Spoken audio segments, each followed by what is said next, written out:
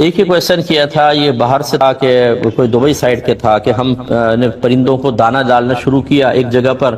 تو تھوڑے پرندے آئے، پھر بڑھ گیا پرندے اور اتنا ہو گیا کہ 1000 شاید درہم یا ریال درہم روزانہ اب ہم اس کا دانہ ڈالتے، 1000 درہم۔ وہ کیونکہ پرندے آنا شروع ہو گئے ایک دوسرے کو دیکھ کر، بہت ہی زیادہ پرندے ہو گئے اور اب وہ مستقل بنیادوں پر آ کے دانہ تلاش کرتے ہیں۔ اب وہ تذبذب کے عالم میں ہے، نہ ڈالیں تو پرندے پریشان ہوں گے اور ڈالیں تو روزانہ کا 1000، وہ کہتے ہیں دوستوں کو ملا کے ہم کرتے ہیں، لیکن اب ہم سوچتے ہیں کہ پرندوں کو ڈالیں یا اتنا انسانوں کو دے دیں تو کیا حکم شرع ہوگا۔ دیکھیں مسئلہ یہ ہے، اللہ تبارک و تعالیٰ نے واضح طور پہ فرمایا کہ وَمَا مِن دَابَّةٍ فِي الْأَرْضِ إِلَّا عَلَى اللَّهِ رِزْقُهَا، زمین پر چلنے والا کوئی جاندار ایسا نہیں جس کا رزق اللہ کے ذمہ کرم پر نہ ہو۔ تو لہٰذا جتنے یہ پرندے وغیرہ ہوتے ہیں، ہم بھی جاندار میں آتے ہیں، لیکن پہلے ہم خصوصاً جتنے بھی جانور ہوتے ہیں ان سب کا رزق اللہ کے ذمہ کرم پر ہے۔ وہ کبھی تو آپ کے دل میں خیال ڈال کر آپ کے ذریعے رزق دلوا دے گا، اور اگر آپ نہ ڈالتے یا آپ سے پہلے کیا تھا، وہ پرندے کیسے زندہ تھے، کیسے چڑیا روزانہ نکلتی ہے، کہیں نہ کہیں سے اس کو ملتا ہے، کبوتروں کو ملتا ہے، چیل کو، کووں کو، بھوک سے مرتے ہوئے تو آپ بہت ہی کم دیکھیں گے کوئی پرندہ مرا ہو۔ اس کا مطلب اللہ تعالیٰ کہیں نہ کہیں روزانہ ان کے اسباب بناتا ہے، تو آپ اس کے مکلف نہیں ان کو رزق کھلانے کے، اللہ تبارک و تعالیٰ نے اپنے ذمہ لیا ہوا ہے۔ اگر آپ بیچ میں انوالو ہوتے ہیں تو ٹھیک ہے، پھر آپ بھی کر سکتے ہیں۔ خصوصی طور پہ جو پرندے آپ بند کر کے رکھتے ہیں ان کی ذمہ داری گویا کہ آپ نے خود لے لی ہے، کیونکہ اگر آپ دانہ نہ ڈالیں تو وہ کہیں اڑ کے جا نہیں سکتے ہیں، جو اللہ تعالیٰ قدرتی اسباب مہیا کرتا ہے وہاں تک نہیں پہنچ پائیں گے، آپ نے ڈالا نہیں، مر گئے، آپ ذمہ دار ہیں۔ لیکن جو آزاد پرندے ہیں وہ کہیں پر بھی جا کر اللہ تبارک و تعالیٰ ان کے قلب میں الہام فرماتا ہے اور وہ اپنے دانے کے مقام پہ، غذا کے مقام پر پہنچ کر غذا حاصل کر لیتے ہیں، لہٰذا آپ ان کے مکلف نہیں ہیں۔ ہمارا مشورہ یہ ہوگا کہ تھوڑا بہت بس ڈالیں، جب آپ تھوڑا ڈالیں گے تو یقینی سی بات ہے پرندے آئیں گے، کھا پی کے تھوڑا بہت جس کو مل گیا، باقی مایوس ہو کے چلے جائیں گے، اس طرح تعداد آہستہ آہستہ پھر کم ہو جائے گی، اور جتنا پیسہ ابھی آپ خرچ کر رہے ہیں آپ انسانوں پہ خرچ کریں۔ اگرچہ انسان اشرف المخلوقات ہے، لیکن اس کے لیے اسباب اور ذرائع وہ نہیں ہوتے جو جانوروں کے ہوتے ہیں، کیونکہ ہم میں تزکیہ نفس بھی ہوتا ہے، عزت نفس بھی ہوتی ہے، دیگر مسائل بھی ہوتے ہیں، اس وجہ سے انسانوں کی کفالت انسانوں پہ ڈالی گئی ہے۔ آپ انسانوں کو ایک طرف سلام پھیر دیا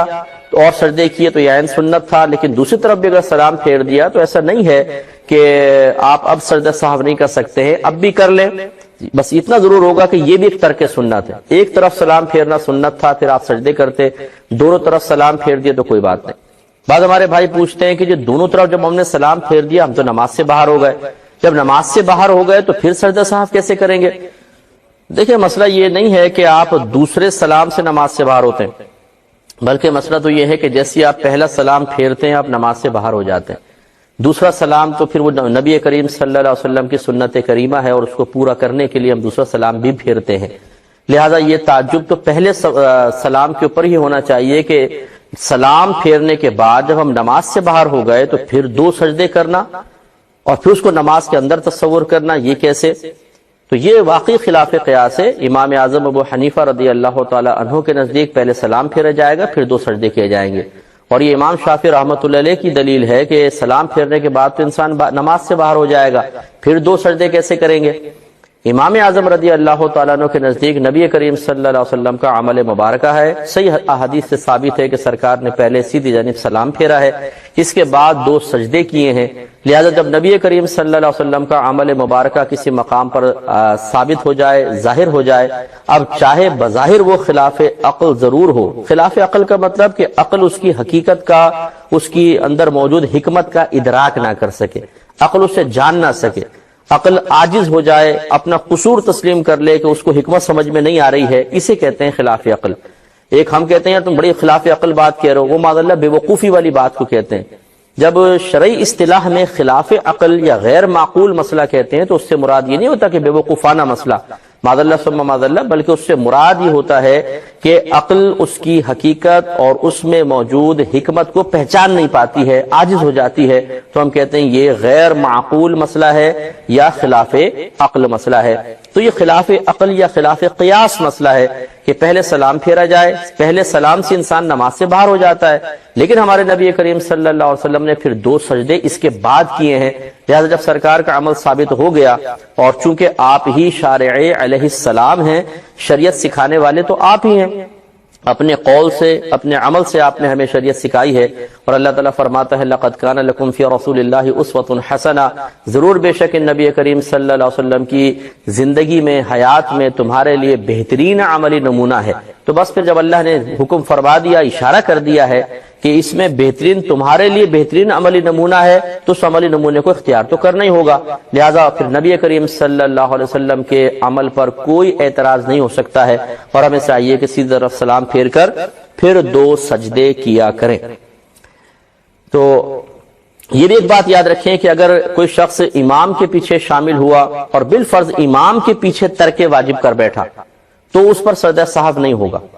کیونکہ امام اگر واجب ترک کرتے ہیں، غلطی سے ہو گیا تو امام سجدہ سہو کریں گے، اور امام جب سجدہ سہو کرتا ہے تو پچھلے جتنے مقتدی ہیں گویا کہ ان پر بھی سجدہ سہو کرنا لازم ہوتا ہے۔ لیکن اگر مقتدی سے کوئی واجب ترک ہو جاتا ہے تو ایسا نہیں ہے کہ وہ امام صاحب